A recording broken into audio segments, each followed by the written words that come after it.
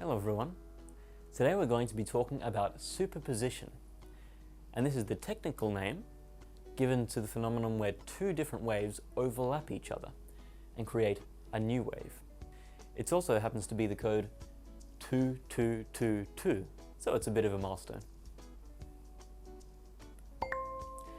Now we can see from this animation that when two waves overlap, then they'll pass through each other.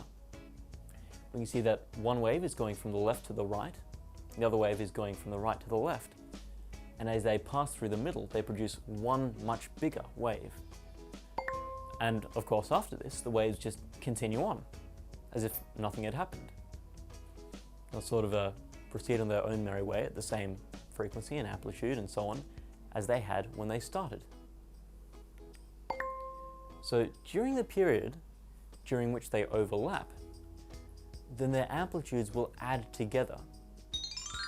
That means that the total amplitude of the big wave in the middle will be the sum of the first wave's amplitude and the second wave's amplitude.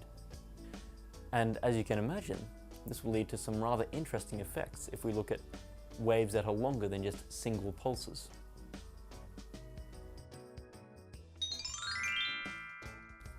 Two waves moving in perpendicular directions collide, briefly interacting with each other, and then continue on their way. What properties of the waves have changed? Is it their period and frequency, their speed and wavelength, their amplitude and intensity, or nothing? We can see that if we change the period of a wave, we'll change its frequency. If we change its speed, we'll change its wavelength.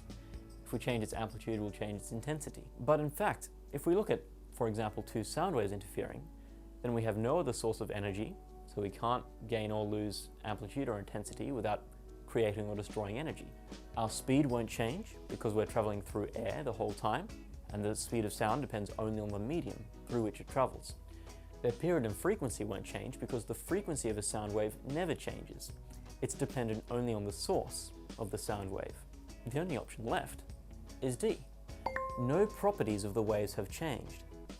They pass through each other for a moment, they do interesting things, and then they finish passing through each other, at which point they behave exactly as they had, as if they hadn't encountered any other wave. They don't change after they interfere. They're exactly the same.